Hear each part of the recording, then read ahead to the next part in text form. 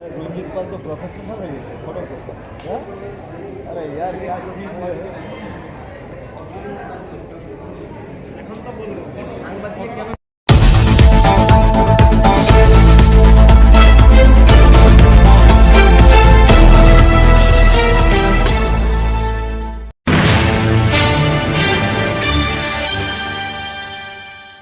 हमारे अध्यक्ष rail मालगोदाम union के पदाधिकारीगण, सभी भाइयों और बहनों,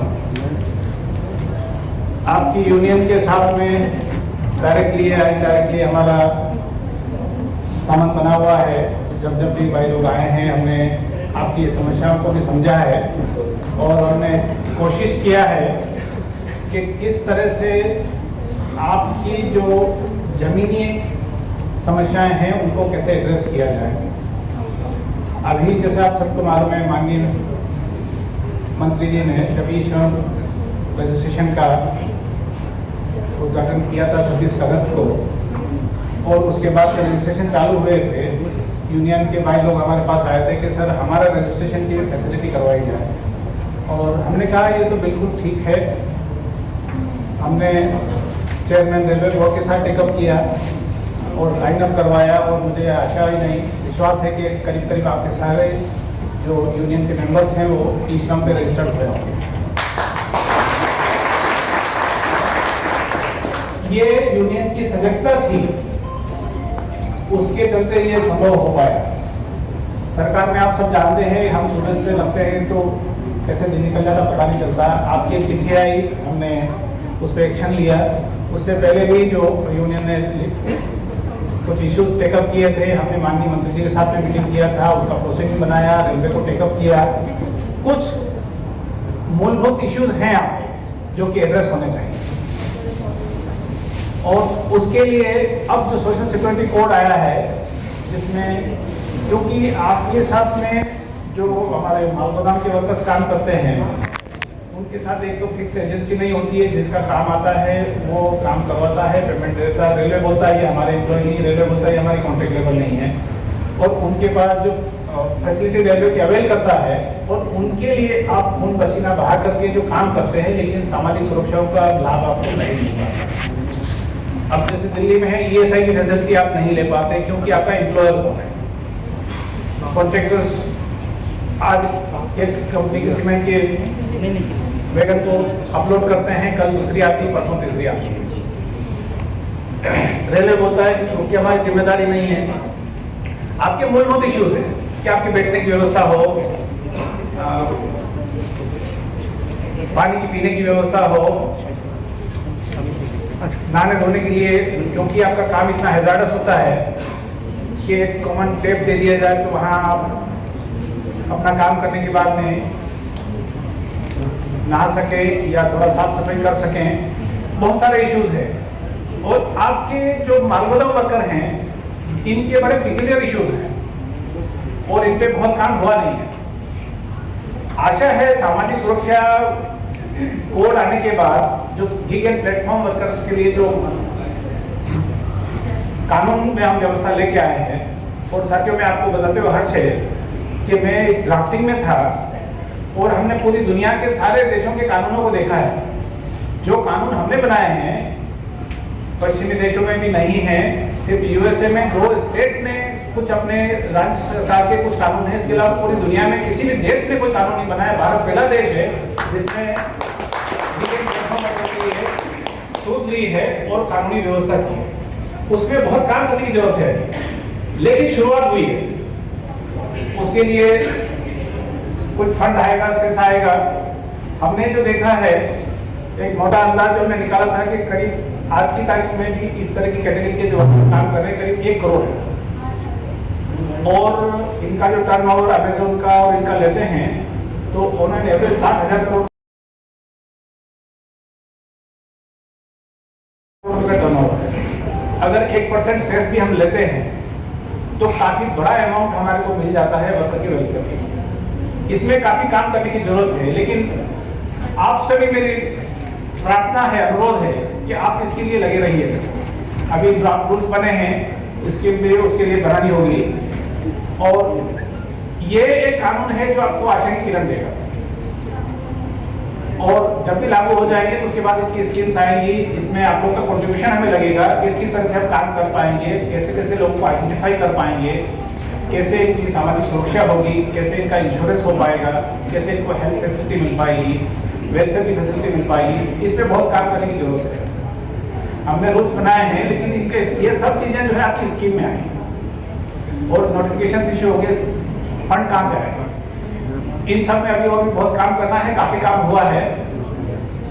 तो साथियों, ये एक आशा की किरण है जो आगे वाले समय में आप जैसे भाई लोगों के लिए एक मील का पत्थर साबित होगा, पर्टिकुलरली जो असंगठित कामगार क्षेत्र में काम करते हैं।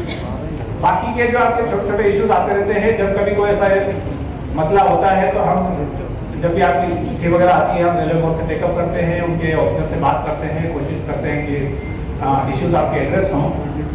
तो ये लगातार प्रक्रिया है, जारी रहेगी। मैं इतना आश्वासन आपको देना चाहूँगा, मैं हमेशा अवेलेबल हूँ ऑफिस में। आपका जब भी कोई इशू है आप हमेशा आ सकते हैं ऑफिस में और हमें अपना इशू बता सकते हैं। धन्यवाद।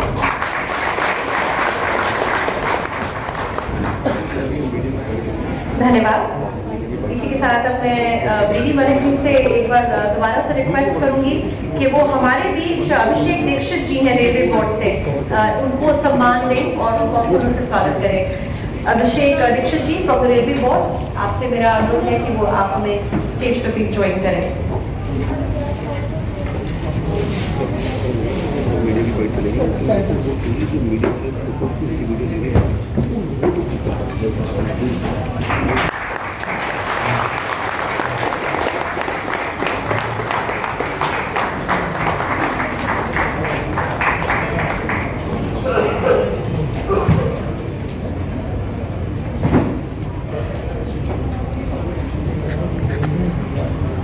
राइट कौन सा आएगा?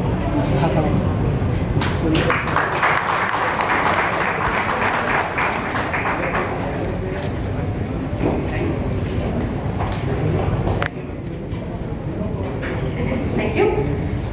और अब वक्त है मीडिया क्वेश्चन एंड आंसर्स का।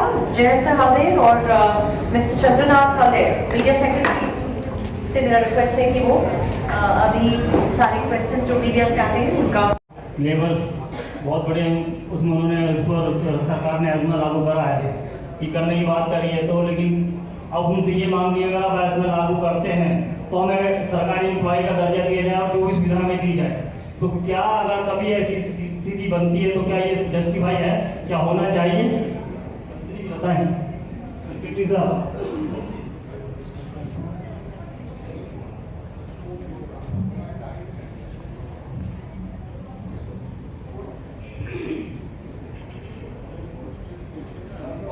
रिपीट करिए प्लीज। ये तो बार आगे नहीं होगा, जो हो गया हो गया। अभी जो होगा, हम बड़े पॉजिटिव के साथ कह रहे हैं कि हमारे जो मिनिस्ट्री ऑफ रेलवे और श्रम डिपार्टमेंट हम लोगों को एक सही परिचय पत्र प्रदान करके हम लोगों को ये सब समस्या समाधान कर देगा और आगे नहीं होगा। ये क्या लागू होना चाहिए या ऐसा लागू होता या इनको भी परमानेंट एम्प्लॉय की सुविधा मिलनी चाहिए या और सुविधाएं जो होती है? जी हाँ, हमारा जो एजेंडा है, हमारा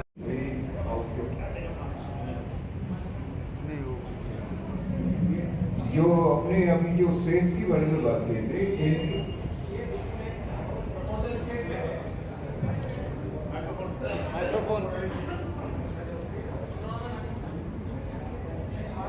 मैंने आपको एक उदाहरण के रूप में बताया है, उसका अभी कोई नोटिफिकेशन नहीं हुआ है। हमने एक तरह से जो होमवर्क किया था, जब ये जो कोड बन रहा था तो बहुत सारे सवाल हमसे पूछे गए थे कि कैसे काम करेगा, क्योंकि एम्प्लॉय रिलेशनशिप नहीं है।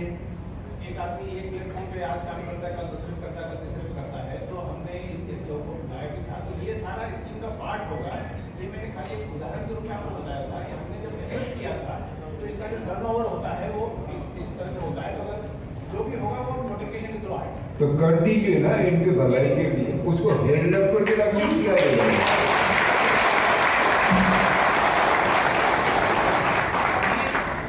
जानकारी के लिए बता दूं, चारों कोड बने हुए हैं, कोड लागू नहीं हुए हैं, ये भारत सरकार करेगी। हम इम्प्लीमेंटिंग मशीनरी हैं, तो जब लागू हो जाएंगे उसके बाद में स्कीम और सारे नोटिफिकेशन। तो ये कि पार्लियामेंट में बिल आएगी, नहीं, बिल आ चुका, पार्लियामेंट पास कर चुकी, प्रेसिडेंट की एसेंट होगी, लेकिन लागू नहीं हो रहे। इम्प्लीमेंट कब होगा? वो तो सरकारी बता सकती भाई, मैं सरकार का बहुत छोटा officer. Thank you very much. Sir मेरा एक सवाल है कि कोई भी लेबर संगठन है, वो इसमें आंगनवाड़ी भी हैं, अदर एनडीएमसी के भी लोग हैं बहुत सारे, उनको एक बोलने की आज़ादी, अगर जैसे आंगनबाड़ी की बात करें, वो आईएसपीटी पर भी बैठी, तो उनको जगह जगह से भगा दिया जाता है। कल वो जंतर मंतर पे पहुंची, वो बोले हमें कहीं बैठने नहीं दिया जा रहा। एक बात करने का उनको टाइम दिया जाए, कोई भी लेबर संगठन है, उनको एक आज़ादी दी जाए, कहीं बैठने का जगह दी जाए, लेकिन उनको जगह जगह से भगा दिया जाता है।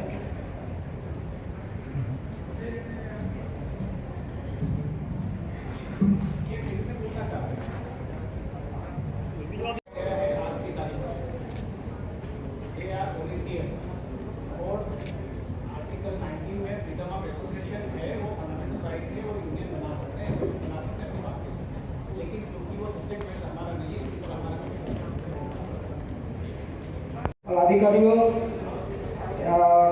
श्रमिक भाई और बहन को बहुत बहुत धन्यवाद सबाई को। Thank you.